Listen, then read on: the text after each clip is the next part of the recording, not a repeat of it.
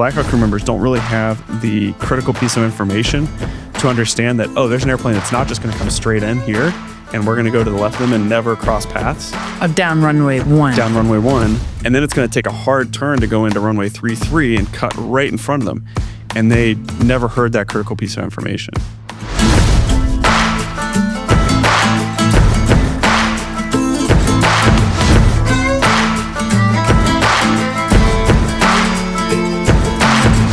Hello and welcome to another episode of Going Rogue with Lara Logan. So there was a lot of interest in the crash that happened at DCA Airport between a U.S. Army helicopter, Blackhawk helicopter, and a civilian aircraft from American Airlines. But there's still a lot of questions about what happened. And, you know, whenever there's something like this goes on, people have a lot to say about it, especially in the age of social media where anyone can say anything they want anytime.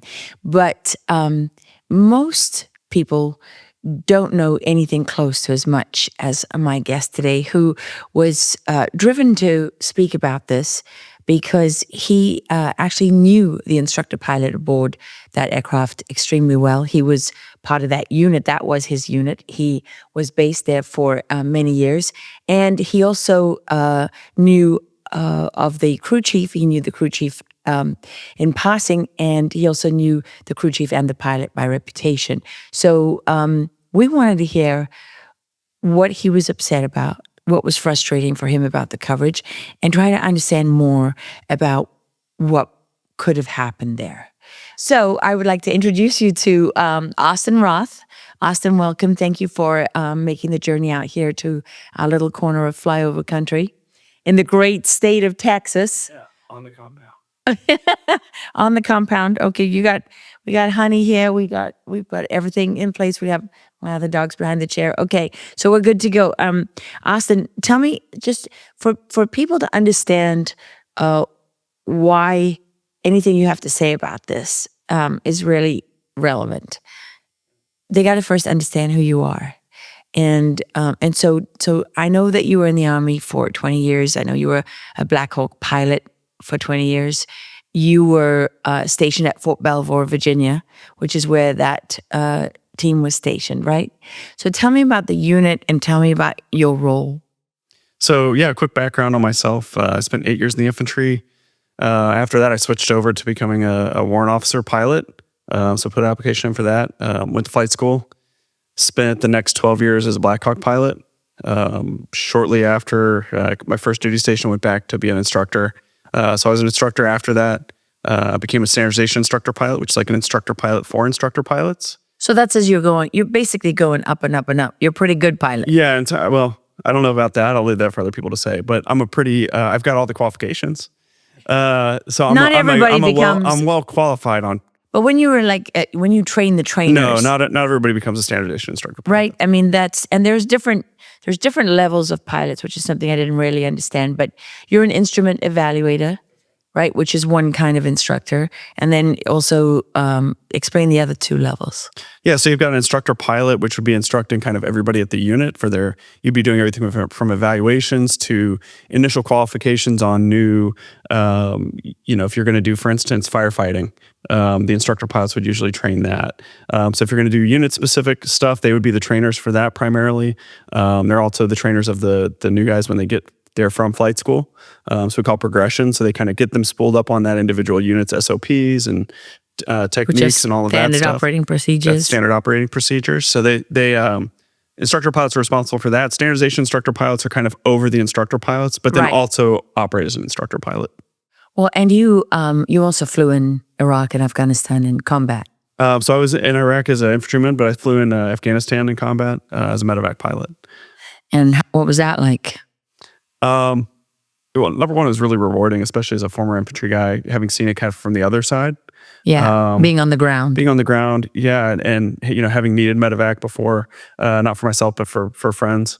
And so then to be on the other side of it as somebody providing that service, providing that assistance to the people on the ground, especially because you have kind of a good understanding of what they need and when they need it and what you're going to do, how it's going to affect them potentially. If I land in this direction, if I land in that direction, if I wait 5 minutes, would that maybe be better? Would it maybe be worse?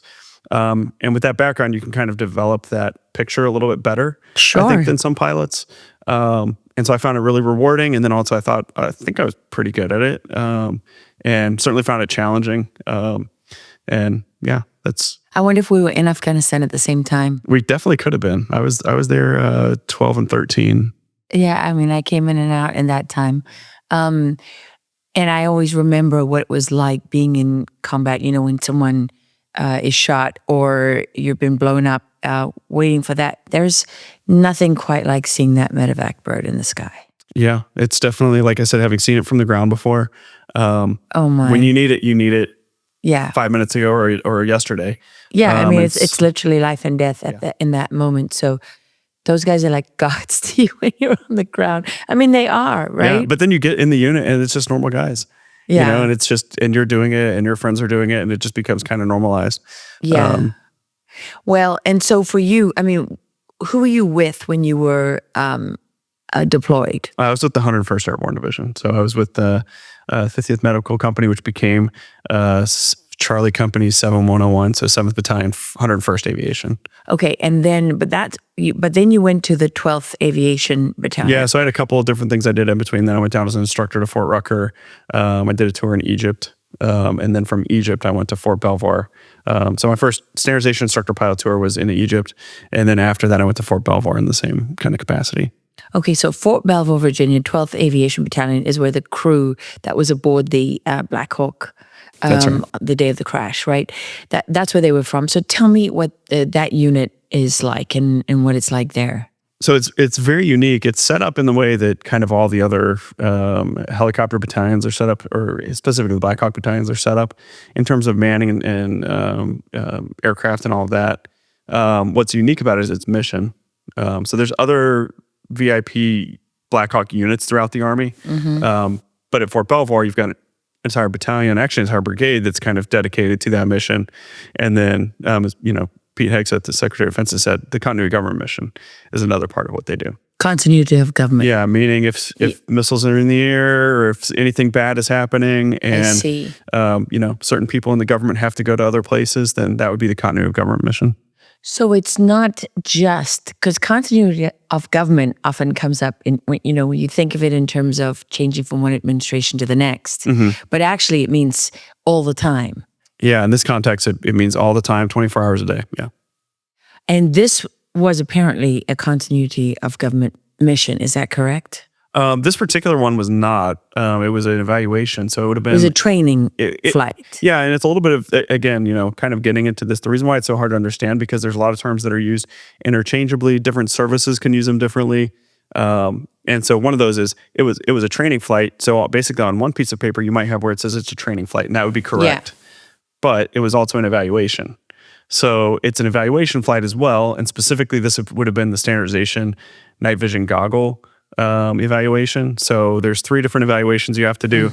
That's 2 of them. The other one would be the instrument evaluation. So an instrument flight evaluation. Which is basically, the night vision goggle one would be what? Basically making sure that you are equipped to and experienced to train, to fly that aircraft wearing night vision goggles. That's right. So every year, every pilot in the Army is going to go through kind of an annual proficiency check. Yeah. And that's going to be part of that evaluation.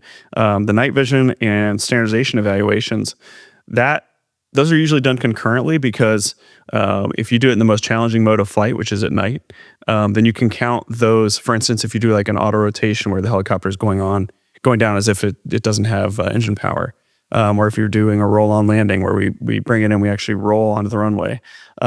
Anytime you're doing those things, if you do it at night, because that's more challenging, it counts for a day iteration of it. Right. So you can do 2 evaluations for the price of 1. And so that's what they were doing. And why specifically with night vision? I mean, I've worn night vision before. I've looked through them many times on the battlefield. Yeah. I hate them. I understand the advantage they give you in combat, but they're not easy to wear. Yeah. So everything, it's really easy to think like, oh, I can't see. I put night vision on. I can see. Must be better. Right. But as you were kind of describing, it's like I actually hate wearing. There's some limitations to them. Like any system, it's got limitations. And so what you're really evaluating is how do they operate when they've got some of those limitations. One of the limitations that night vision gives you is that you can only see 40 degrees. Right. So normal human eyesight, you can see about 160 degrees, give or take. So it's that peripheral so vision that you lose. almost all of your peripheral vision. And then you've got night vision on your face, and you can see, we always describe it as if you look through a toilet paper roll. That's about the same kind of field of view as you would have. But then everything's greeny. Greeny is a Sometimes combination it's of also grainy and greeny. Yeah, that's yes, actually... it's an official term. I'm going to submit that to the Army, see if they can get that in the... into the training manuals? Yeah, and actually in this case, it might have not been greeny. Greeny? Yeah, because they were likely using white phosphor, which means that it was white night vision, which has its own its own benefits and its own limitations. Okay, so with white, does it impact how you see light? It does, and there's arguments about why you would use different colors and what the kind of cost benefit is. Probably the biggest reason to use white phosphor is it is easier to see in really dark environments. And so if I was going back to Afghanistan, for instance, I would want white phosphor on because you've been there before. It is dark in some well, places that's in because Afghanistan. there isn't electricity in as much of the country as there is in the U.S., but that doesn't really apply at DCA. It doesn't, but you have to keep in mind that this is still Army equipment. And so that's part of the Army procurement process. So if the Army in total is going to white phosphor night vision goggles, then that's what you're just going to end up with a white phosphor night vision. Yeah, it's not gonna be your choice. That's right. Yeah, it's not going to be your choice. It's not going to be the unit's choice necessarily. Like you just get what they get because the Army is moving to that as their one type of night vision. This episode is brought to you by Chalk, because let's be honest, we need all the vitality we can get. The patriots over at chalk.com are on a mission to save mankind from extinction, one testosterone boost at a time. Fellas, your T levels are dropping faster than approval ratings in DC. But don't worry, the male vitality stack is here to save the day. Clinically shown to boost your free testosterone by 87% in just 21 days. That's right, 87%, which is about how much more manly you'll feel when you take it. Ladies, don't think we forgot about you. The female vitality stack will help you feeling energized, sharp, and ready to handle whatever chaos comes your way. And because we love America, you get a 17.76% discount for life. Just use my name, Lara, at checkout. Cancel anytime. But let's be real. Why would you? Go to chalk.com, that's CHOQ.com, and tell him Lara sent you.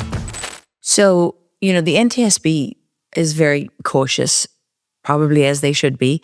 And they said that this was a night vision goggle training flight, but they're not confirming that the crew was actually wearing night vision at the time. So I think they've done an update. Well, number one, they actually said, hey, there's 3 types of evaluations. They actually said it incorrectly. I think that they said one was the annual. They're all annual evaluations, but then they omitted either night vision or stands. I can't remember standardization. They omitted one of those. I'm sure they'll figure that out, and then the final report will be correct. But I think later on they did do an update to that when they released it initially. And I kind of knew the whole time, hey, what they need to be looking for is when we put the night vision on, we use the term aided and unaided, aided being when you've got your night vision on. And so because they do have access to the cockpit audio, they were saying that there's nothing that they've been able to kind of forensically go through and see whether or not they had them on for sure, just because of how violent the crash was. But I knew kind of the whole time, hey, what they're going to hear is they're going to hear aided. The right front's aided, meaning the pilot in the right front of the aircraft. Left front's aided, right rear's aided. That would mean them putting their night vision on. Yes. And then if you don't hear them say unaided, then you have to assume that they'd still be on, because that makes sense. From a training standpoint, that's what you'd expect people to do. So, and I think what they've come out and said is that they heard them say aided on the tape, meaning they put the night vision on, but they never heard them say unaided. So their working assumption is that they had night vision on. Yeah, and that would be my assumption as well. Okay, so there were the crew on the Blackhawk. There were 3 people. Let's go through them because you know them. Just explain, if you will, like how well you know them and sort of what that means to you. Yeah, so Andrew Eves, the pilot command and instructor pilot of the aircraft, knew him extremely well. So I was there from 2020 till 2023. He got there just a few months before I did. As a matter of fact, the guy that replaced me in Egypt did Andrew's initial qualification So when he first got to the unit, he did his initial training. We were trading pictures the other day because he had a picture from when Andrew completed his initial training qualification at the unit. And then he replaced me, and then I went there. So I was only a few months behind Andrew from when he got to the unit. And then he left a few months before I did. 3 years is kind of a normal rotation at Army bases. And so 3 years later, he left, which was just before I retired.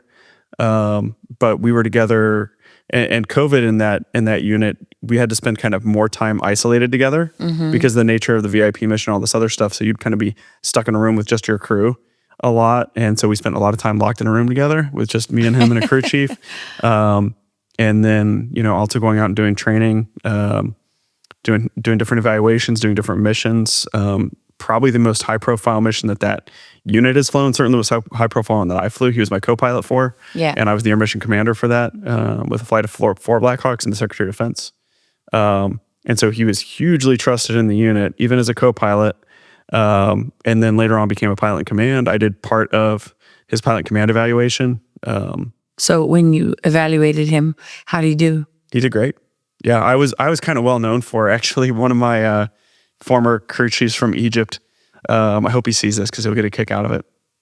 I have an alter ego when I'm doing pilot command evaluations, and he started calling me Dallas Wrath. Why? Because you're so harsh? So instead of Austin, Dallas. Yeah. And instead of Roth, Wrath, because on annual evaluations, I was going to be very straightforward.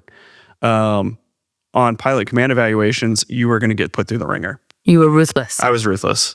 And so on pilot command evaluations, Dallas Wrath came out, and I was going to find, because part of it is you want to find where the chinks in the armor are. Sure. Right. And so if you don't really put them through the ringer, you're not going to see those necessarily. And it could be something where they get it wrong this time. It's not something that they necessarily have to. There's probably something they've never seen before, but now they've got the necessary kind of knowledge, and they can go, oh yeah, I do remember I've seen this before. And it's not something that anybody else has ever done to them. And you can find that out in evaluation. And now they've got the experience that they need to get it right sometime later on down the line.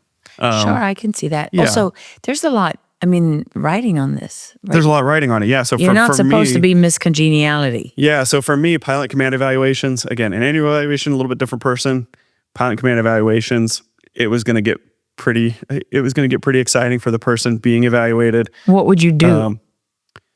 Everything from, because for the Army, it really starts with the mission planning process, with the briefing process. And so they're even going through and doing briefings. And if they did not have every T crossed, every I dotted, everything kind of perfect, they were going to get torn up. And it would have to be pretty close to perfect for me to kind of let them through it.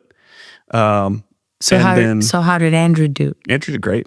Yeah, I was actually reviewing some texts that we had from it where he was, I was sending him what route I wanted him to fly, where I wanted him to go, what times I wanted certain things to happen. And he's asking all the right questions. And in terms of how he did, I honestly, maybe the best of pilot command evaluations I've given, if not right up at the very top. And not because he was your friend. No.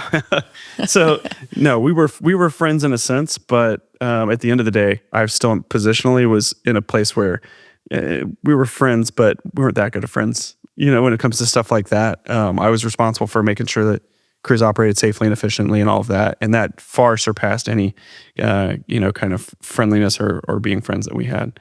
Who's a better pilot? Me or Andrew? Yeah. Man.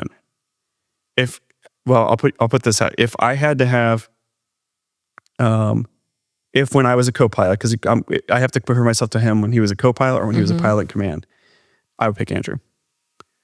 Just again, like reviewing some of those texts, and he's like, hey, can I pick this up? I know you guys are on duty. Days where he wasn't on duty. Hey, I saw you're on duty. You want to go pick your guys' gear up? Your crew's gear up. This guy would bake birthday cakes for people that were having birthdays. He would, and that's not directly pilot related, but just in terms of kind of how far above and beyond and how committed he was. How committed he was. Yeah, that's a great word for it. How committed he was to the organization, to the unit, to his job. The other thing was he was far better at one thing in particular. Not that I was bad at it. So standardization instructor pilots and instructor pilots, we're a little bit like a human light that comes on when there's cockroaches out.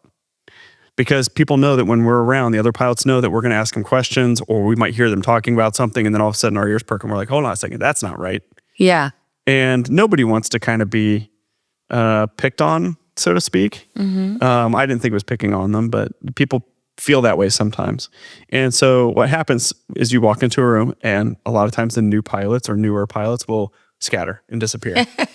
And so I tried to avoid doing that myself. I spent a lot of time in we call it the stands shop, but where the instructor pilots and the standardization pilots are. I wanted to be their friends because I wanted to know what they knew. And you give more information, you mentor people more if they're your friends. So I wanted to do that. But I think Andrew is even better at it. If I walked out into the planning kind of room that we had there would be certain people that might kind of disappear. He was not going to be one of them. And he would definitely be one of the people that was in stands, with the instructor pilots asking us questions. Again, just reviewing those texts, I was like, I would have never asked, like, hey, do you want to pick up your gear? And again, he was just doing it to pitch in. So I'd probably pick him over me, when we're at the same kind of point in our careers. Yes. So yes, I see what you mean. It makes you feel sad because he obviously was just a great guy. Yeah, he was. So that's then it must be hard to see people judging him without really knowing or understanding what happened. Yeah, so it was really hard. I think initially, I think most pilots are willing to kind of withhold judgment. The digital age has changed that a little bit because everybody's opinion can be so kind of amplified and it's so easy to put your opinion out there. But crashes that I'd seen in the past, this wasn't really as much of a problem. And then I was perfectly willing to just kind of sit back and like, let's let the investigation play out. Let's just kind of let the information get out through the normal channels because it can be really complicated about how these things happen. And then I started seeing online comments. Like what? These incompetent Army pilots went out there and killed a bunch of people. Or it's obvious what happened. They were off on altitude and that's how everybody got killed. They should have been at their altitude and they weren't off on their altitude.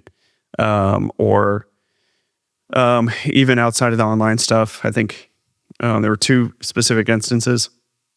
Unfortunately, President Trump said something which, focusing on the DEI aspect of it. And I think it's like a lot of things President Trump says, saying this is a Trump supporter, where if you peel it down, you can go, okay, there's a kernel of truth to that. But as soon as you say something, you kind of draw attention to it. And not knowing the specifics of it, in this specific instance, I don't think that applies. Looking back at Rebecca Lobach, talking to friends of her, I know her commander very well. I know people that have trained her very well. And she was the pilot. She was the pilot being Who evaluated. Who was being evaluated. Yeah. And then there was also a lot of comments about her specifically. A lot of just, frankly, kind of crazy conspiracy type stuff. Yeah, because she was a woman, because she'd been a White House social aide, things like that. And there was a lot of misinformation even about what that job is and about what she was doing kind of in that capacity. Yeah. And so it kind of put this spotlight on her that I didn't think was fair. And it was causing real damage to people that I knew in the unit that knew her, that knew it wasn't fair, but couldn't speak out because they're still in the military and I'm retired. And I don't know her family. I've never met her family, but I can put, I was thinking about how my family would have felt if I were in her situation or vice versa. And at some point I just couldn't do nothing anymore. To see friends and, people that I could relate to their position pretty well, just kind of being dragged through the mud in a way that I thought was unfair. Well, I mean, yeah, you just lost a family member, right? Somebody that you love and respect. I mean, even if they made a mistake, you want the reporting on that to be honest and to be right. I mean, maybe she didn't make a mistake, but you just when people jump to conclusions without really knowing anything, that can be brutal. Well, and every bit of information's kind of come out subsequently, which unfortunately what happens is when it first comes out, everything is in the media. Everybody's paying a lot of attention to it. They're kind of laser focused on it. Yeah, that's, when that light happens and the news cycle is consumed with that event. And they're forming their opinions at that point. Yes, because that's when most people are hearing about it and talking about it and thinking about it. That's right. And then over time, the interest starts to wane. Absolutely. Unless you're directly related to the situation, then the interest kind of goes down. But your opinion was formed here. Yeah. when you didn't have as much information. And now the information is coming out, but your people are interest not- is dropping off. Yeah, it reminds me of when they came out right after the Orlando nightclub shooting, which was that gay nightclub that was shot up, and they dragged a guy out and put him on television, said he was the gay lover of the shooter and all this stuff. And of course, a few weeks later when the FBI said, no, this guy never even met the shooter, had nothing to do with him, never communicated him, none of that is true. In fact, it wasn't even a attack that was motivated by what they said. It was a terrorist attack. Yeah, but unfortunately, those opinions are there. And if you talk to some people 10 years after that incident, They still would think still so. have that same opinion. Like, Yeah. oh yeah, I thought there was this one thing. You're like, no, that was debunked like a week later, but their opinion was already formed. Sure. And in fact, there are political operatives and political figures who know precisely how to take advantage of that attention cycle. Yeah, you know? and I don't think that Pete Hegseth has come out and said, talking about the altitude, there were a lot of other factors that if the altitude was off, which the NTSB is not even willing to say at this point, we can go into kind of why that is. But had come out and said that, and it's like, again, it focuses now on the altitude. On the altitude. As opposed Yeah. to all of the factors that led up to the last, 4 or 5 minutes of that crash. Yeah. Because that's when you really have to start looking is how did we get to that point? It started 4 or 5 minutes before that, or even started back in the risk assessment process, or a number of other things that you could talk about that led up to that particular point. So is that a factor? It certainly could be. But again, it just focused everybody's attention on that. And so it became, what I've been trying to tell people is it's good to have a simple understanding of something, but you don't want to be simplistic. And so if you have a simplistic understanding of something, it's kind of an oversimplified version of it. And to go laser focused on, on one particular thing, in this case, the altitude, especially as early on. Without really knowing. So, okay, wait, let's get into the altitude and the crash and the specifics of that in a minute. But what I just want to finish out first is everyone who was on that helicopter that day. So there was Andrew Eves, who was the instructor of doing the evaluation. And then you had Rebecca, who was the pilot, and then the crew chief, right? So Ryan O'Hara. Yeah. And you knew Ryan in passing. Yeah, I knew him in passing. We were briefly in the same company. I was kind of on my way towards retirement. So I was spending less time there. And then he went to another company after that. He's what's known as a standardization instructor, which is why there was also some initial misreporting about him being a pilot as well, because I'm a standardization instructor pilot. He's a standardization instructor. And so I think it would be really easy to kind of misunderstand what those are and that they're not actually related. And so what he was is that they're in kind of the crew chief infrastructure. You have a crew chief, and then you have a flight instructor, which is a instructor for crew chiefs. And then above that, you have a standardization instructor, which is the same position as a standardization instructor pilot, just for crew chiefs. And so he was a standardization instructor. So he is a very experienced, very professional, heavily relied upon crew chief. Like I said, essentially commiserate with what the standardization instructor pilots do. And you said specifically that you knew Ryan and Rebecca by reputation. So what was their reputation? Stellar. Again, that's another part. Since I didn't really know them myself, I could kind of see what was going on in terms of, we're still active in chat groups and friends with those guys. And immediately we're all talking. And everybody that I've talked to has given very high regard for both of them. I really, with Ryan, I knew him more because the other crew chiefs would talk about him a lot. And so I knew him in passing, but then I always, whenever kind of a question would come up, it would be like, man, I don't know. Hey, what do you think? I don't really know. And this is among the flight instructors, they kind of hang out, in our standardization instructor. They kind of hang out with the instructor pilots. And so, hey, I don't really know. I'll ask Ryan, he'll know. And so that was how I mostly knew Ryan, was through events like that. Yeah. Which is obvious that, people respected him then and relied upon him because he was good. Yeah, he was very good, had a great reputation. Becca Lobach. So Becca was, I don't think I've ever heard anybody talk as highly about somebody just as a person and as an officer. So not warrant officer, but officer. As much as I've seen people talk about Becca Lobach. Just in terms of how much she cared about her job. One, kind of anecdotally, another standardization instructor was telling me that they were around her and they were talking, and this happened several times, and they would just be talking about general aviation stuff, about Blackhawk stuff, And she'd be around. This is pretty common. Like I was explaining with Andrew, where it's like the instructor pilots are kind of in the room and you're trying to learn from them. And she would actually go, hold on a second. And she would run and run back, and she'd come back with a notebook. And she'd be like, okay, like start talking again. And would write down everything that they were saying so she could review it later. I don't think I've ever said anything that made somebody want to write it down that much. And I definitely don't remember ever having somebody do that enough that I took note of it. I'm not saying that it never happened. Like, I should probably write that down. But I can't ever remember it happening it frequently enough where it's like she's known for writing down everything you say because she wants to be able to retain it and she wants to learn it and like really be a master of her craft.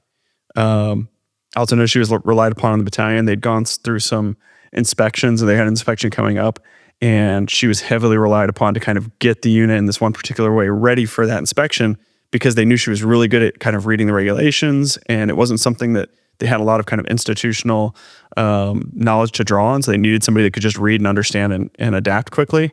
And so she was brought in specifically to do this one kind of job prior to this unit inspection. So I know her commander very well, talked to him. She was very well liked, thought well of as a pilot. And yeah, she loved baking apparently. I heard she'd bring cookies all the time, so. Well, so, okay, you know the unit, you know the job, and for you, it's hard to see this happen. You've flown the aircraft, those same aircraft for 12 years. But at the same time, over 60 people died on that airplane, and it crashed right into them. So somebody's got to be accountable. Somebody's got to be responsible. And people want to know how it happened. How could this have happened? Right? So from your point of view, incompetence wasn't the issue, because can you even survive in those jobs at that level if you're incompetent? I mean, is that even possible? There's a lot of people that get away with incompetence in their jobs. With degrees. I mean, where it's like, maybe not as good or whatever, but just like straight incompetence. But I would say there's a lot of crashes that I'm very familiar with, not just rotorcraft, but also, fixed wing as well. Yeah. But specifically crashes that I'm aware of that I know the people involved in the crash, or I'm, have kind of a better understanding of for various reasons. And I go, ooh, man, good guy, good dude. He was incompetent in that moment. Bad decision. Something was done in that moment that was incompetent, or even over a period of time. One of the things you'll hear kind of in aviation is most crashes come back to we kind of all knew that guy was going to get into that crash. We kind of all knew something would happen at some point. There's a lot of, especially military aviation crashes where, because we do things that civilians aren't allowed to do, but we do have to have some capacity to do them. But sometimes people take a little more leeway with that. And so then you have instances where they say, hey, we always knew because of his attitude or because of the way that he flew, or he was always kind of pushing the envelope. We always knew this was going to kind of happen. So it wasn't really a surprise to the people in the unit. That happens all the time. But now this happens. And people want to know whose fault it was. Yeah. And so was it their fault? So fault is a hard thing to say. There's going to be a lot of different layers to it. There's a couple different ways to think about it. You can think about it in terms of an accident chain. Sometimes we'll say where it's like, hey, an accident chain is a series of events. If you remove one of those chains, then the accident doesn't happen, at this point further down. Yeah.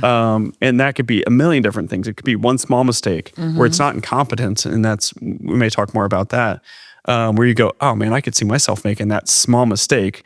That doesn't mean it's incompetent. It does mean it could have been a mistake. But those are two kind of different things. I make mistakes in aviation all the time.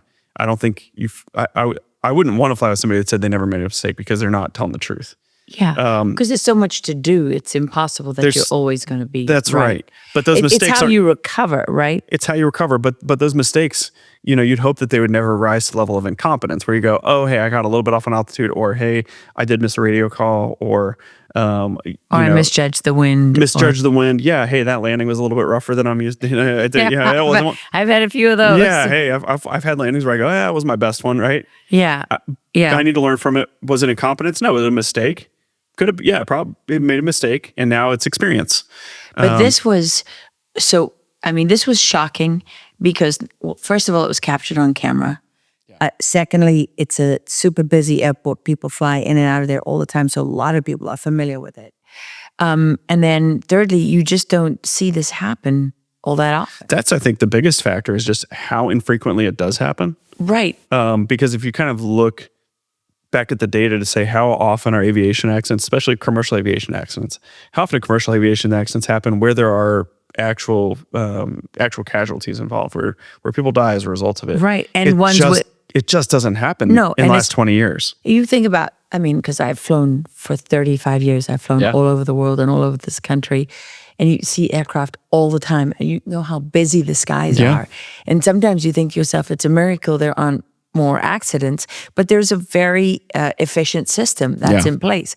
And you can shed some light on this for me, but my understanding, particularly post 9/11, when you are dealing with areas like Washington, D.C., and not just Washington, D.C., we're not talking about Dulles Airport or BWI Baltimore Airport, just, a little further away in Maryland there.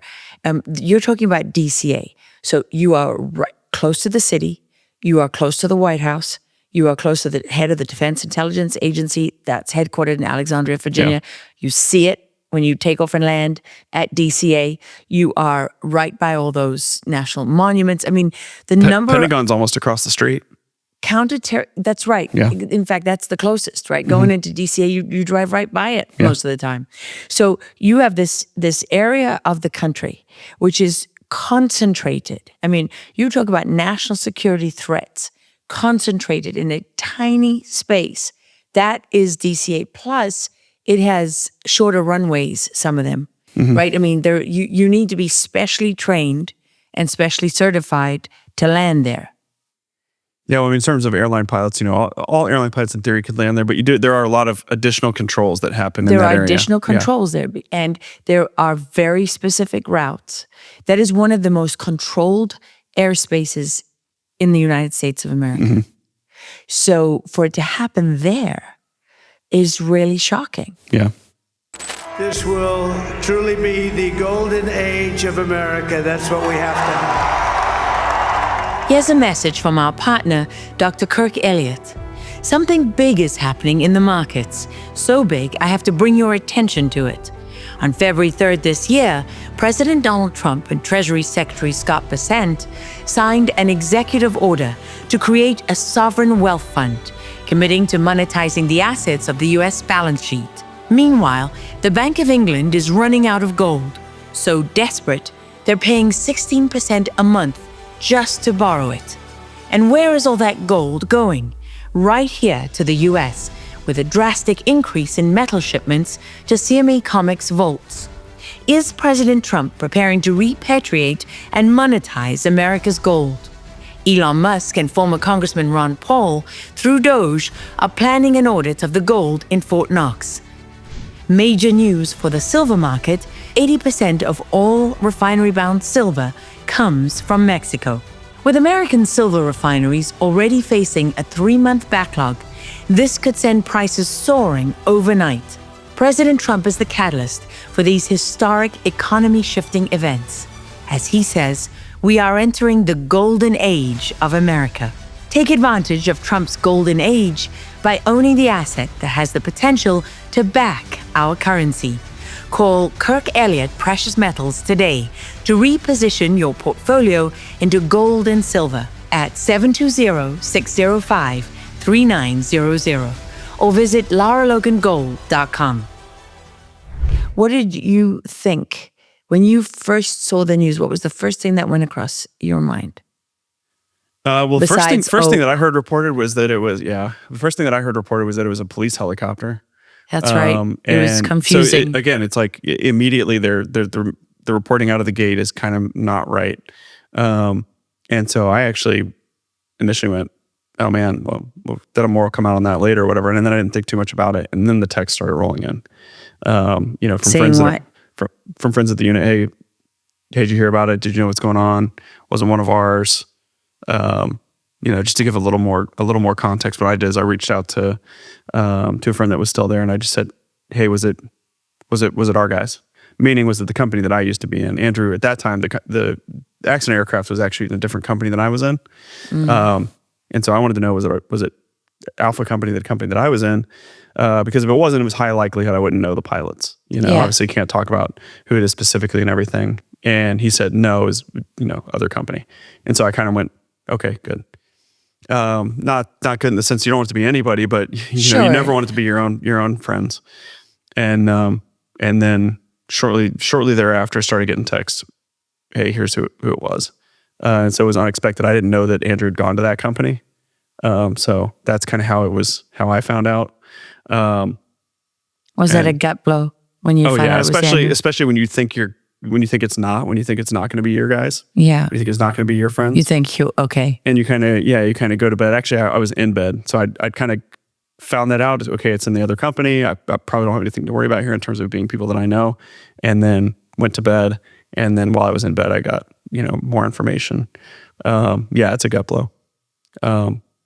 Especially kind of in the way that happened. And then watching kind of the rollout from there, especially because when you see that it's somebody that is so high quality, you know that it's not going to be just straight incompetence, meaning, hey, well, this is one of those situations where it's like, we all kind of knew this guy was dangerous, where I'm like, well, you can write that off right away. He's not.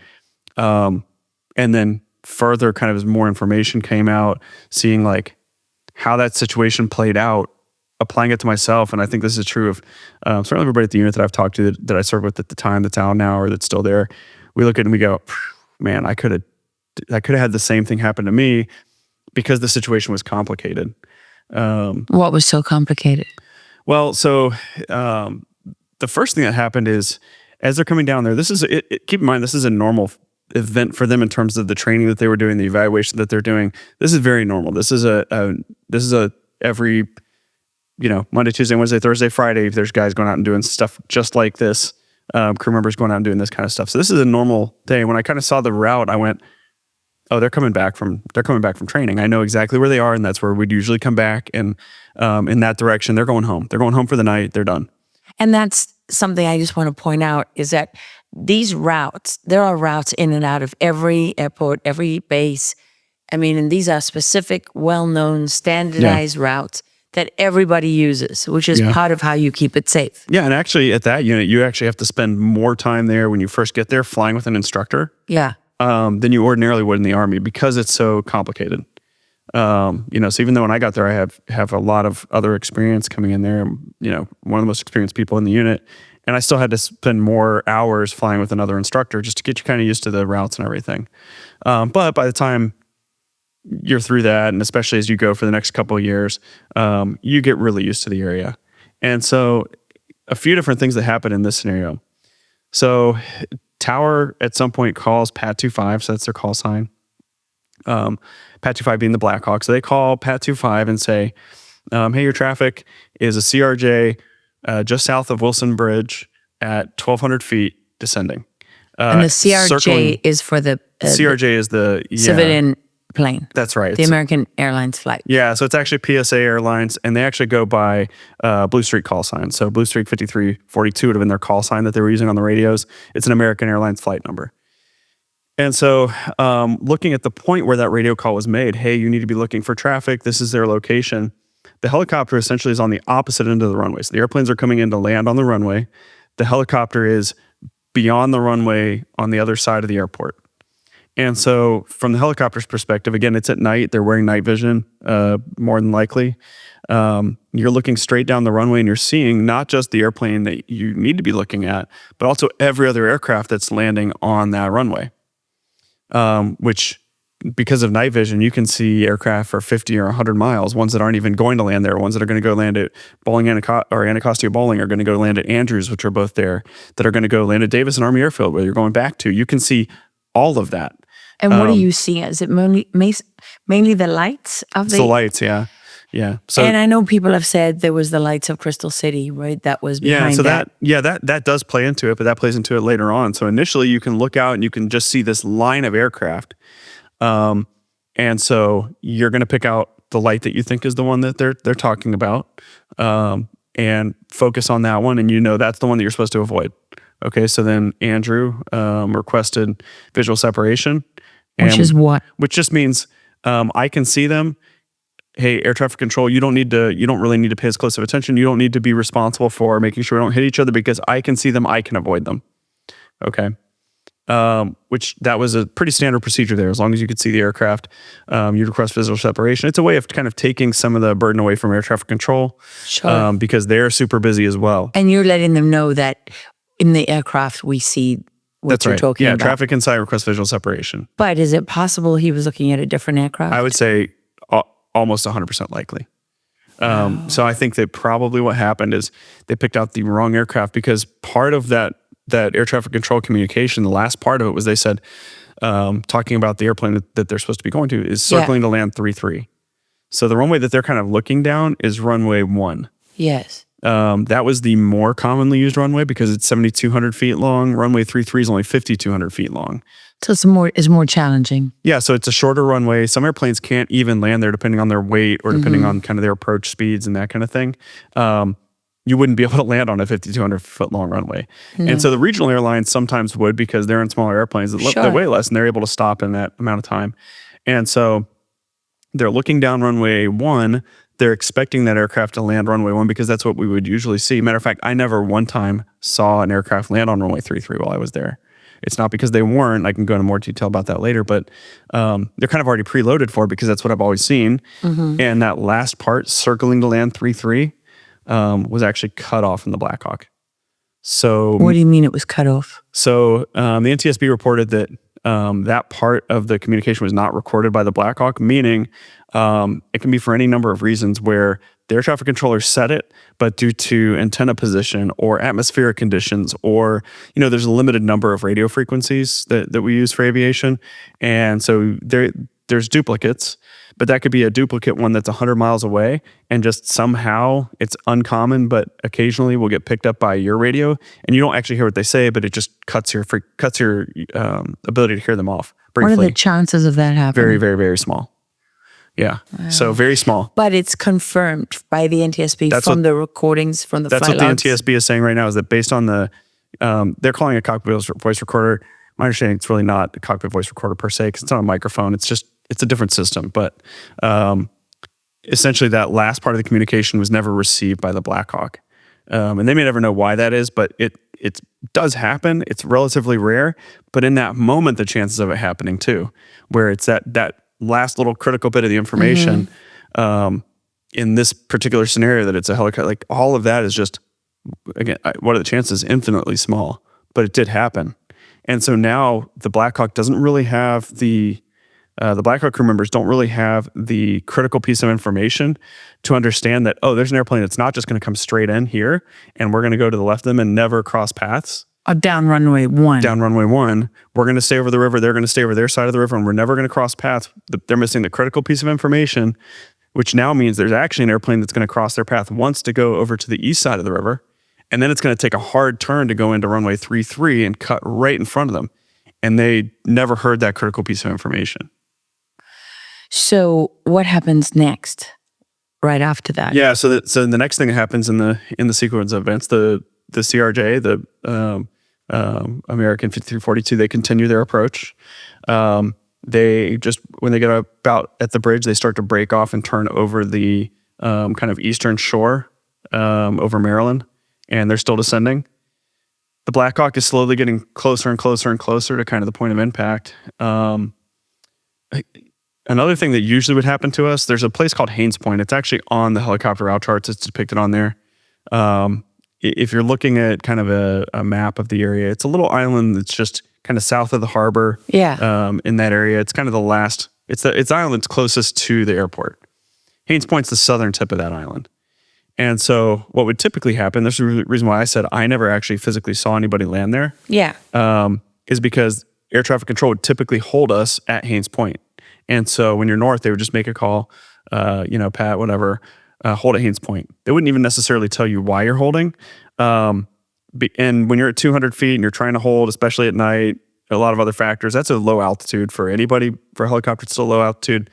So your hands are pretty full. So you're not really worried about why I need to hold. I'm just worried that I do need to hold. And so you're busy kind of turning there in circles. I know guys that would slow back to a hover, which comes with its own difficulties. It's kind of just a dealer's choice. I could see an argument for either one of those. Sure. But because of that, you never really see anybody land runway 33, and you never cross that path when they're landing runway 33. Because you're staying there, you're holding. Because you're holding in this place that's about a mile north. So that was my experience. I don't know if that was a rule or not. I don't have any reason to suspect that it was, but I do know that that was what was commonly done. And that, again, just it would reduce your kind of situational awareness to what the airplanes do when they're landing 3-3. But you don't know if that's what happened. No, I don't. The scene. So that's you speculating. I do know that I do know that they were not told to hold a Haynes point. They were allowed to continue. So I know that for a fact. I don't know what the rule actually says. So I wouldn't say that this is a case where like anybody necessarily did anything wrong in this event. That the controller likely just thought, hey, they've got visual separation, not knowing that last critical bit of information was cut off. There's no way for the controller to know because he said it. Yes. So this is a key point in the investigation. We have some video here of this should be from the tower, right? Traffic 2's up for runway.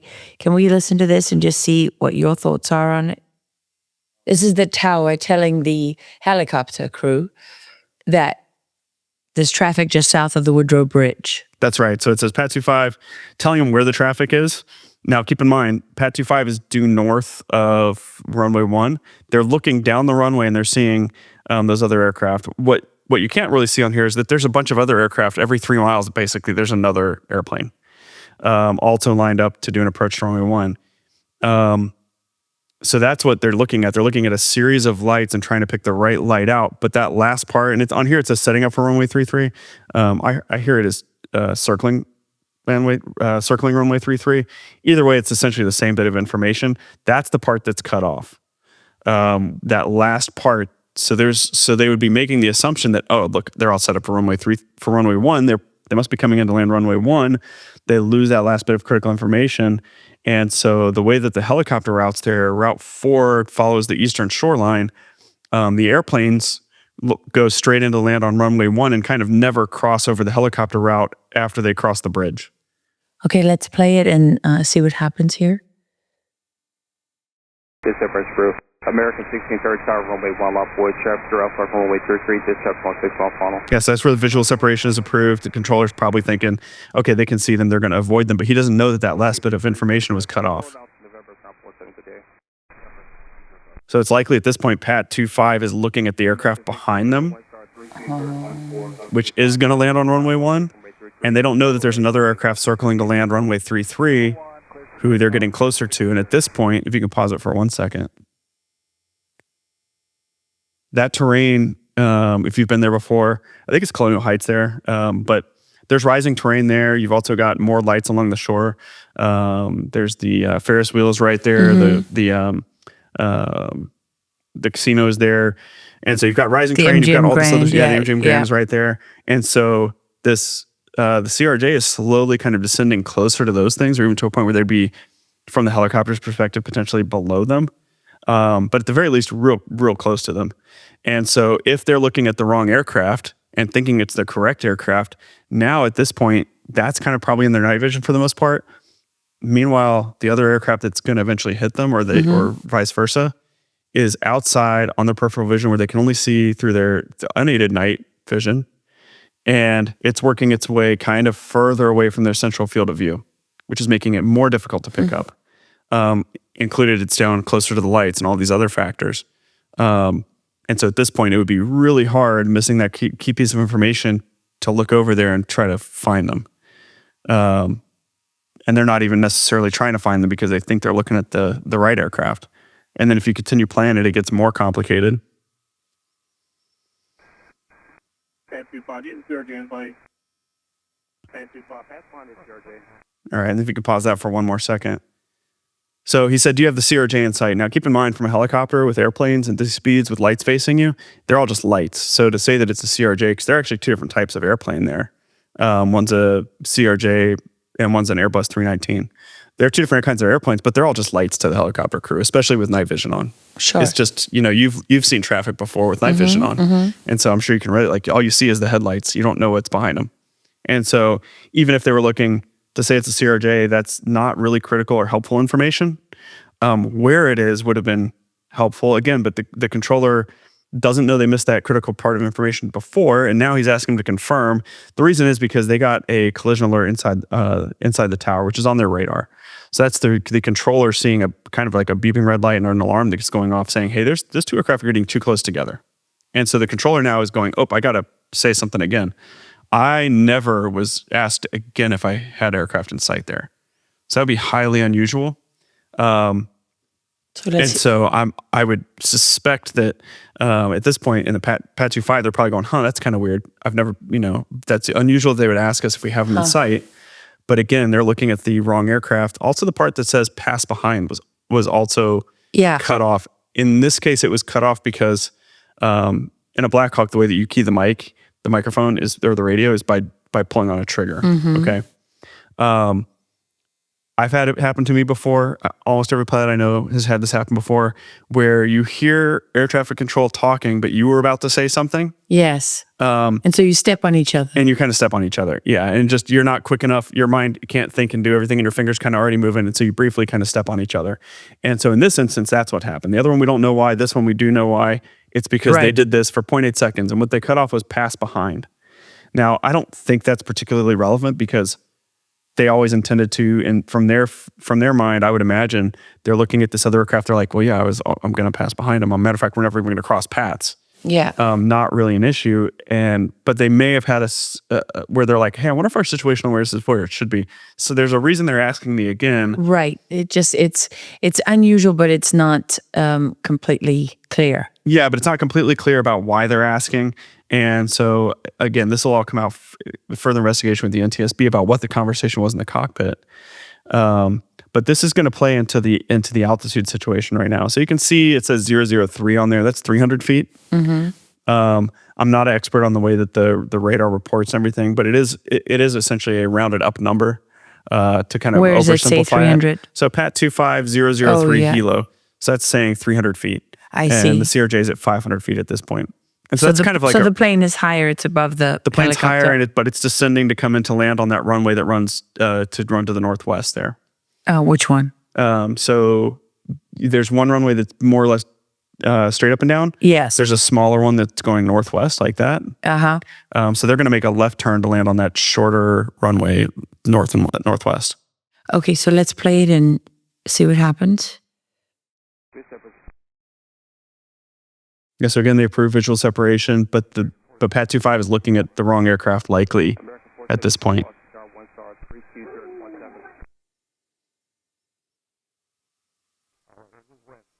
Yeah, so at that point, both of those aircraft they're in the water at this point. American 3130, go around, turn left end 250, climb maintain 3000. Okay, left heading 350, 3000, American 3130.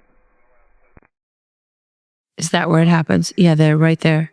Yeah, so this is kind of that replay of it has already happened at this point. But so another thing that happened that's not shown on this, I've seen it in a few other places where I've seen it's kind of where there's more breadcrumbs, if you will, kind of left by the aircraft, and it also shows their airspeeds.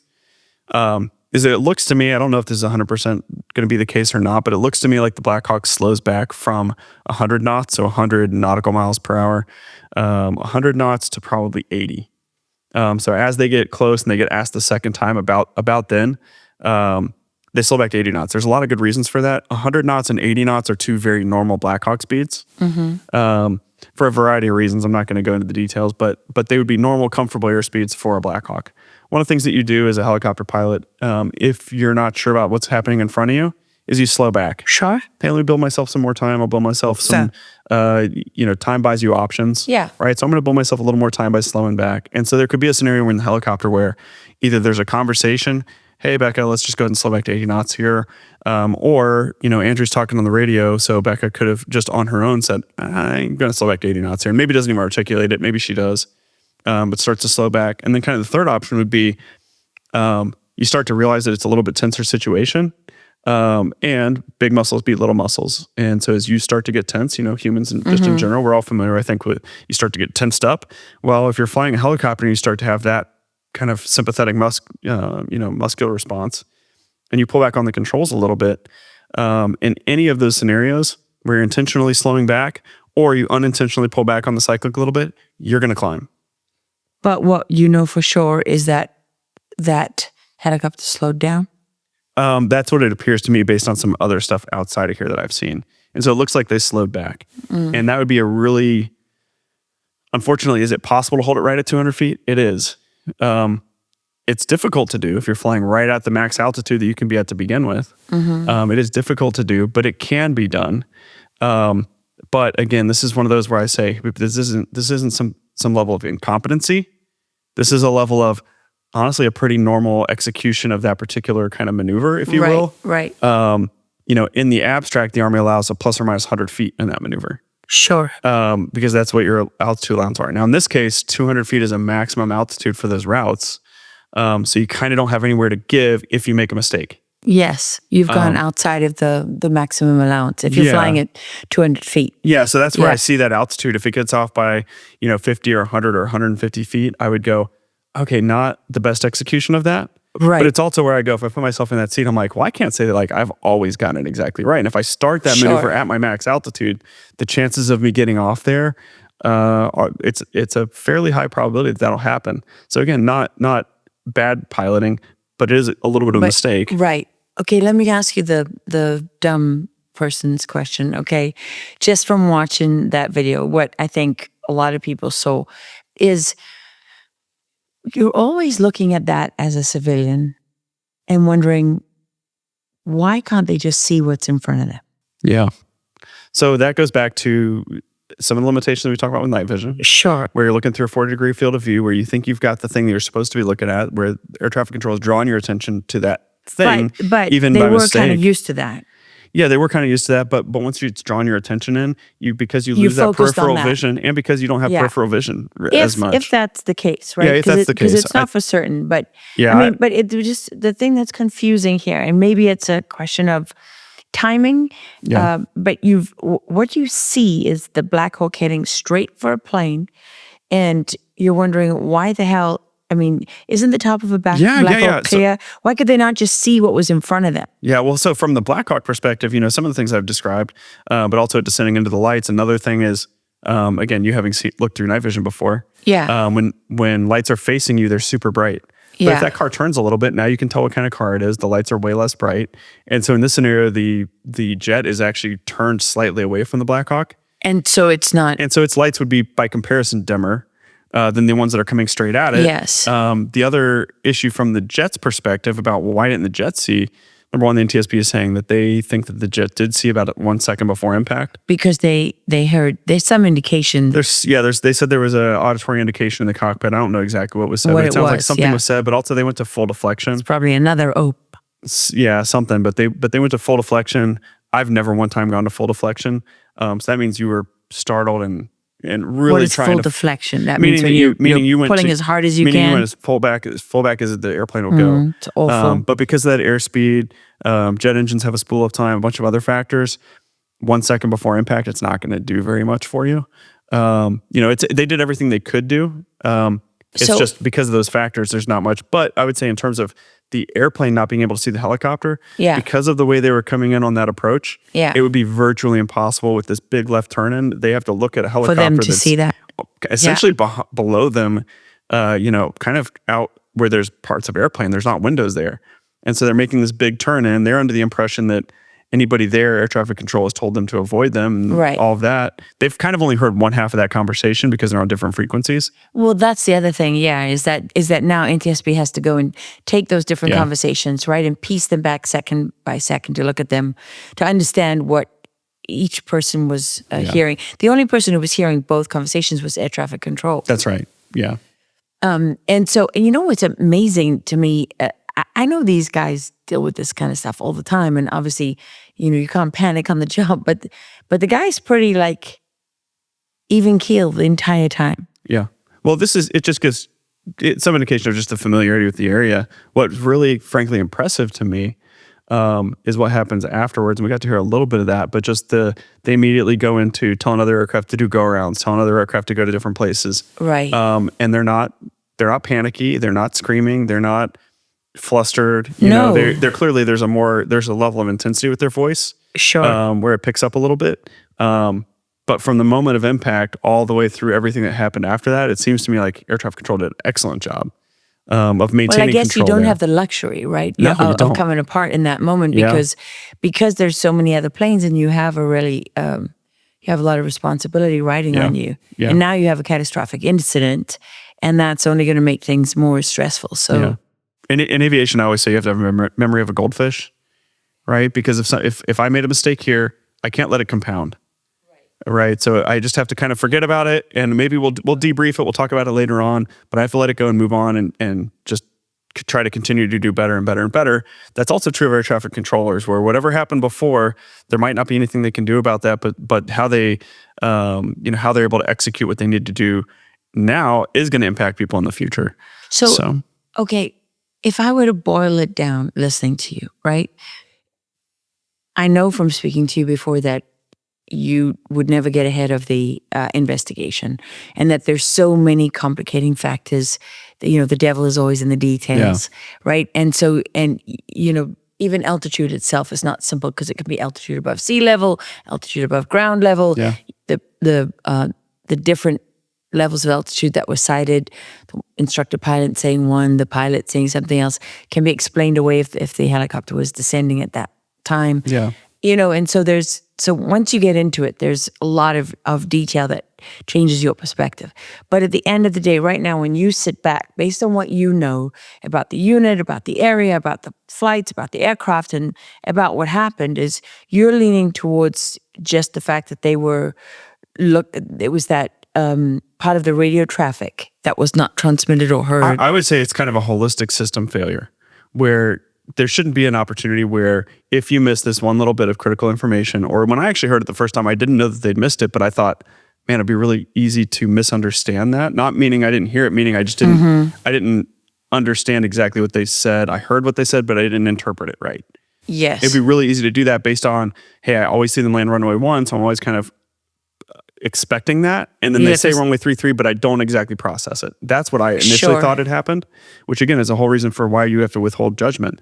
But then as soon as I saw the more recent NTSB update that said that part was cut off for the Blackhawk, I was like, oh, now that makes sense. There's no way to kind of regain your situational awareness from there. But to complicate matters, because of the fact that we'd normally be held north at Haynes Point, which procedurally would seem to be a better way to do things. Now, there might be 100 different reasons why that controller didn't in this moment do it. So I would hesitate to say like, oh, this controller did a bad job, or the controller broke the rules, because I'm not aware of any rules that were broken. That'll come out in the investigation if there was a policy that said they were supposed to hold there. But it appears that, again, the controller, where it's like, would have been good to have more information. Yeah, but it looks to me like they did give what they're required to give. But again, it's this whole kind of procedure to get down there, the route itself, to further complicate things. The chart says you're supposed to fly at the highest altitude. So would it have been good if they were at a slightly lower altitude? Yeah, it would have. Would have been good if they were never allowed to cross on that route when aircraft are landing 3-3 on runway 33. Yeah, that would have been good. So to me, it's kind of a bigger system failure that was relying on all these little individual instances that you have to get right. Where if you just take one of them out, then the accident doesn't happen. If they're allowed to fly at a lower altitude, and there's some nuance to that conversation. But when I was in the unit, it was certainly put out, and I would agree with the position that you should fly at the highest altitudes unless weather or ATC tells you to fly lower. And so again, they were doing what they thought they were supposed to be doing. And what you're talking about here, just for people who don't know the context, is that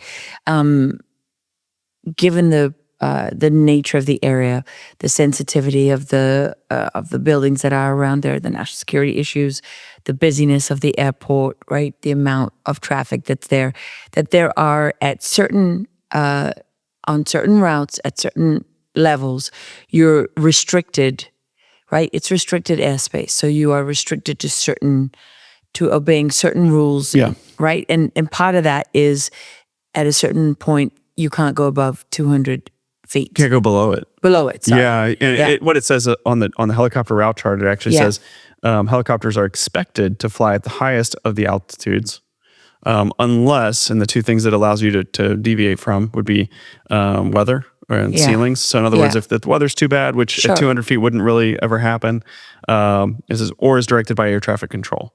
And so you should be flying at the maximum altitude on the route. Again, now because of all the way that everything else played out, it doesn't really give you anywhere to go. So if you don't execute that precisely right and get it right, oh yeah, then you're automatically going to be off. Yeah, that's right. So it's kind of like, it's maybe not the, should that have been written a different way? Is that really what the FAA wanted us to do? Because that's what they wrote. I'm not really sure, but to me, it's kind of a whole picture where all of these little things happen that if they don't happen that way, if they hear that they're landing runway 33, then they look at the right aircraft, it never happens. If they're held at Haines Point, then they do circles for a little bit and then they release and then it never happens. If they're allowed, if the chart says that they can fly at a lower altitude, would they have flown or picked a different altitude instead of 200 feet? Would they have been 100 or 150 and not climbed up high enough to hit the airplane? Yeah, that's certainly possible. If at the last minute they got a little more fidelity from air traffic control in terms of which airplane they're supposed to be looking at. Hey, your traffic's 10 o'clock, confirm traffic inside or something like that. Again, I don't think the controller necessarily did anything wrong there, but would it have been helpful? Yeah. So there's like all of these little things that piece together that just it didn't work in that moment. So sort of like a perfect storm. It was a perfect storm, yeah, because you could have that happen a million times. And it could be just fine. And yeah, just one time it happens. Okay, so I got to tell you something. When I did a little bit of homework, sure, you could call it, and talked to a few people. So I'd be curious to know your thoughts on this. Some of the folks that I know who work in intelligence were tracking. They regularly, systematically track conversations among certain bad actors in those networks. And especially when there's a catastrophic event of any kind, they're immediately hyper-focused on whether they hear any chatter. Because it's one of the first questions that comes to mind, right? You have something so unusual happen, especially involving a military aircraft in such a sensitive that's their area. job. And that's their job. Okay, so what did they find? Well, a lot of celebrating. Obviously, that's not surprising. Yeah. But then, and I want to find the exact words here. Then the conversation quickly turned. Let me find where I wrote it down. To what they said was coming next, which was SeaTac. And I said, "What is SeaTac? Do you know what SeaTac is?" I do know what SeaTac is. I'm sure you do. I'm sure you know now. I do know now. Yeah. But you could probably explain it better than me. Yeah. Seattle Tacoma International Airport. Yeah. Okay. So right after that happened, the traffic that was picked up, and when I say bad actors, I asked specifically, what do you mean by bad actors? And what they talked about was, well, states, foreign adversaries, states, but also just to make sure that I get it right. The way they describe it is advanced persistent threats. So these are, the kind of groups, hacker groups, that from their actions tell you that they're working with state adversaries, but you can't quite prove it because all of this is happening in the cyber realm where it's very easy to mask where these are coming from. And in fact, one of the reasons it's particularly difficult for us to figure this stuff out is because President Obama, as one of his last actions, gave away control of the internet to a group, an international consortium, which included many of these state adversaries, right? I mean, that's a fact. People can go and look it up. I knew at the time when it happened. I reported on it, repeatedly. People kind of gloss over it as if it doesn't matter, which is just amazing to me in some ways because it matters so much. But one of the things, when you give up jurisdiction and you give up control over the internet, you make it easier for bad actors to mask where, their tracks in the cyber world. And so, and the signatures that they leave behind, right? Those are the things that we track. So they made it much harder to track that when they gave up jurisdiction. But there are other ways still to look at these things. And so what they documented in real time was chatter on these, as they call them, bad guy networks, where there was a lot of celebrating. And then they said SeaTac will be next. And then what happened a week later? Do you know? No. At that airport, there was a collision on the runway. Oh, with yeah. So, well, Not really a collision, but where the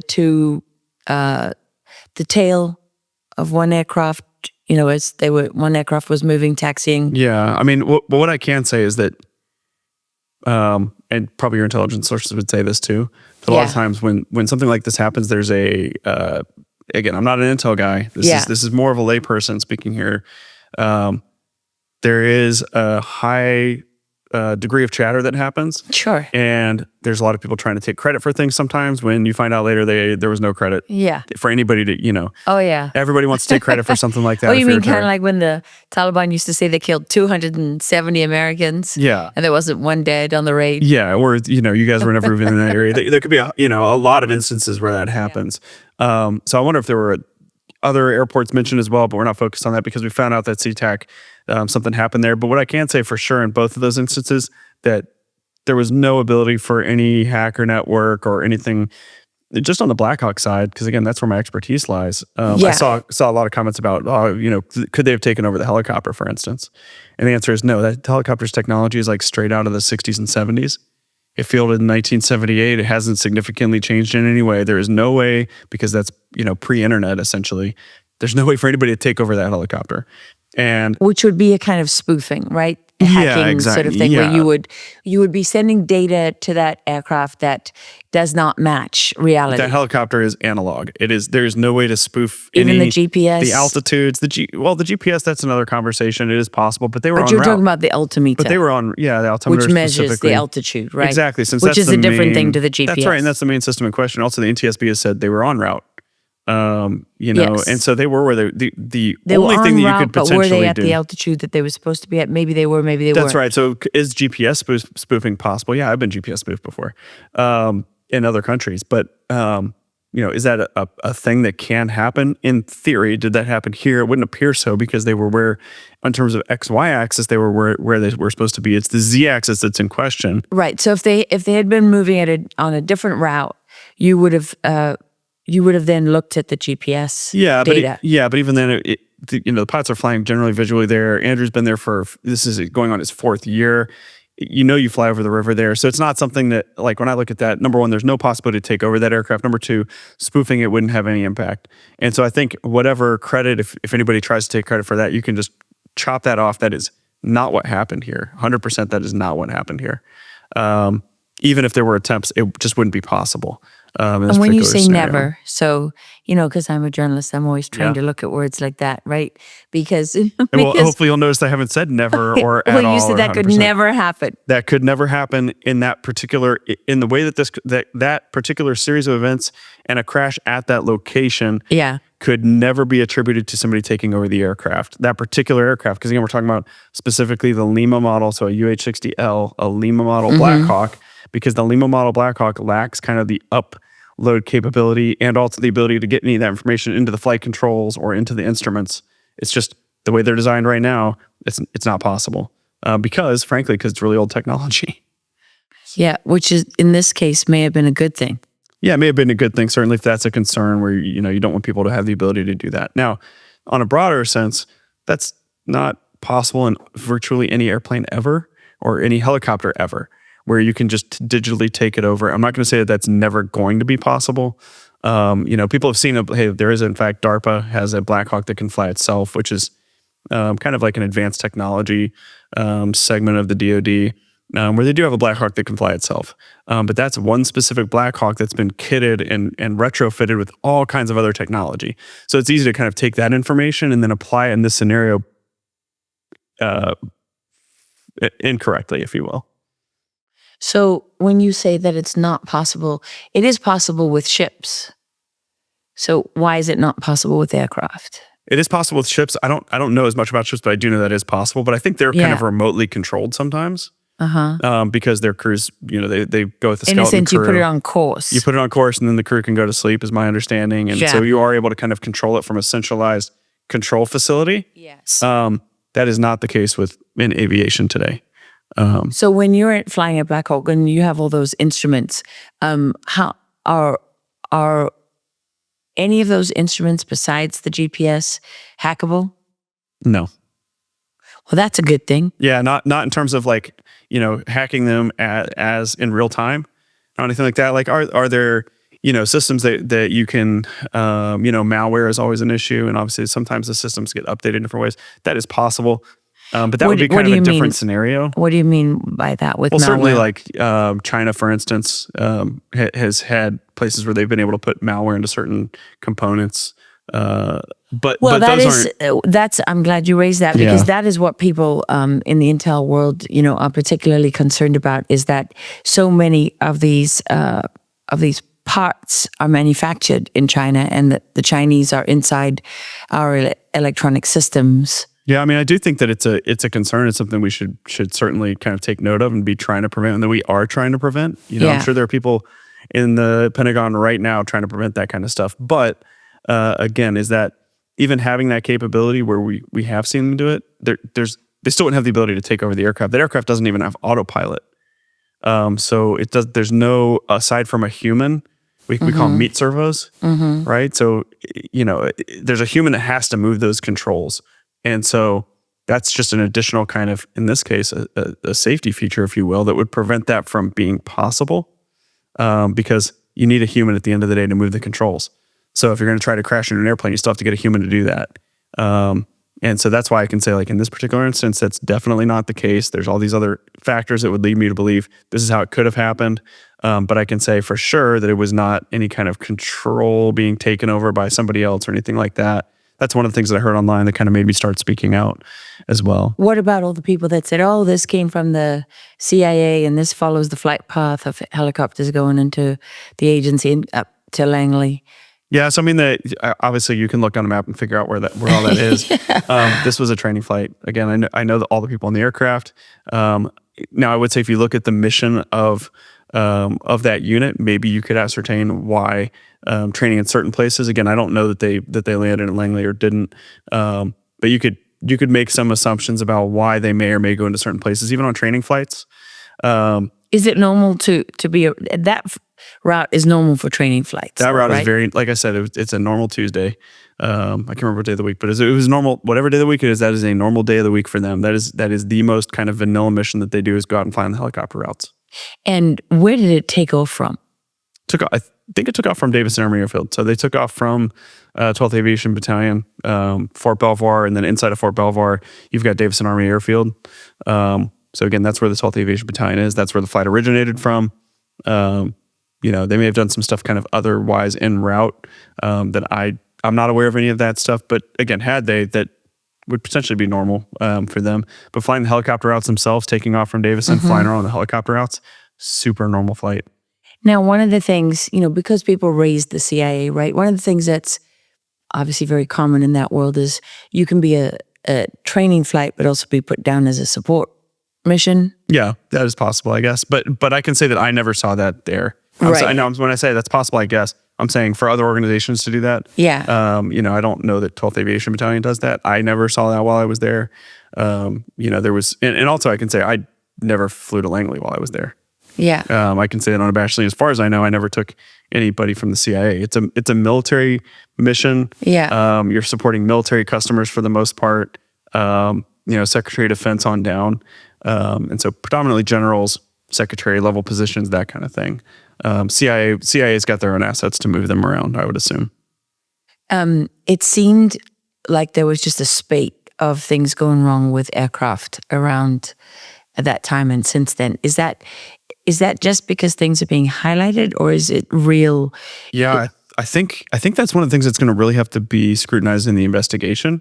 Yeah. Because obviously people are paying more attention to now. There's the Delta that flipped over in Canada. Yeah. There's that aircraft. It's just like, it just feels like suddenly you're looking at it thinking, should I be flying? Yeah, I mean, I think in general, again, if you kind of talk about the probability, this is one spike on an otherwise very good trend that we've had for the last 20 or so years in terms of aviation. I crossed, we ate before we sat down to talk, and I was there when we were picking up the food and crossed the road 4, 5, 6 times. That is, I also flew in today. Of those two things, crossing the road 4, 5, or 6 times was far more dangerous to my life than getting on the airplane that I got on to fly up here. Not even close. And getting in the car to drive from where I was to get to, to the studio, far more dangerous than getting on an airplane in terms of probability. I think there has been a kind of microscope put on it because of, specifically because of the Pat 25 crash. I think that drew a lot of attention to it. And then the Delta crash, again, you've got a lot of, number one, the ability to record these things and put them out on the internet, and kind of everybody sees it really quickly. And so it becomes kind of sensationalized.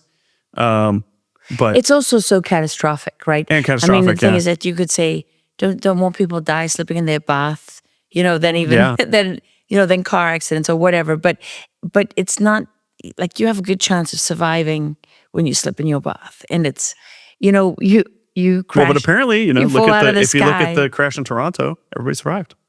So it looks really horrible, which is unusual for aircraft. And it is really unusual, obviously.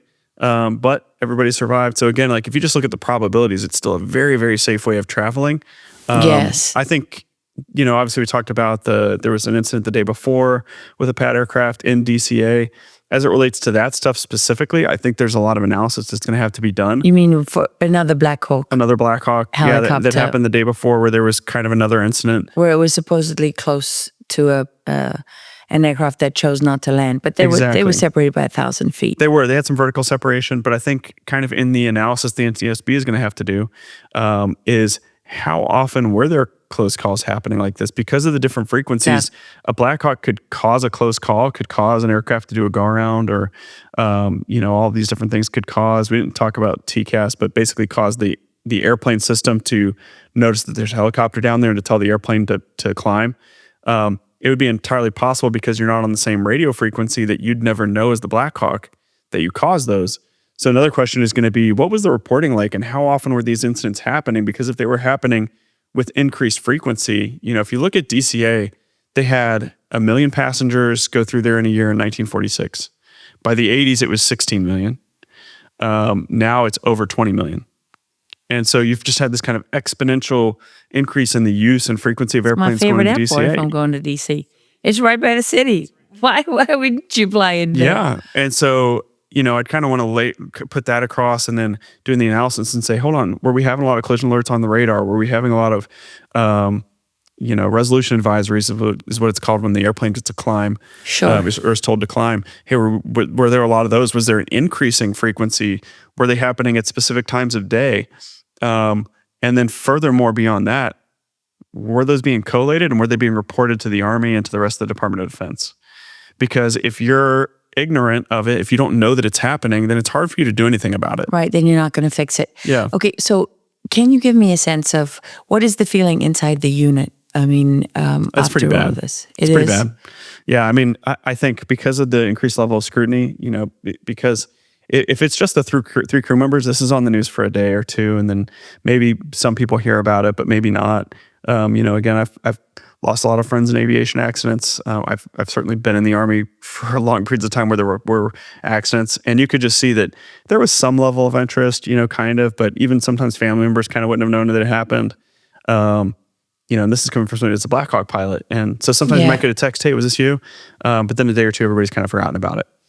And again, even sometimes my own family members would be like, "Oh, I didn't know that there was a Blackhawk crash," But so in this one, it's unique because there's also 64 other people involved who were killed.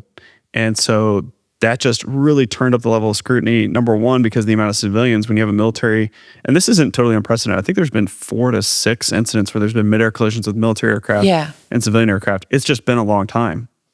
And so because commercial aviation has become so safe, everybody's particularly interested in this. Because it's a military aircraft with a civilian aircraft, everybody's particularly interested. And because 64 innocent people died. Because 60, I would say 67 innocent people died. It was just, a difficult circumstance. And so the level of scrutiny and the level of visibility in national media was turned so high up. And again, because of kind of the things that drove me onto the, onto this show and onto other shows and started speaking out, where it was like, oh, this incompetent crew, or some of the, even stuff like, Becca Lobach's, why would they pull her social media off? And I'm like, well, I could see where my family would pull my social media off. There's something on there, but like, why give anybody fodder? and making comments about, her serving as a White House social aide, which did not take her away from her job duties, did not make her a worse pilot, or about her, specifically Becca Lobach's, the time that it took her to make pilot command, which was actually a pretty normal amount of time that it took to make pilot command.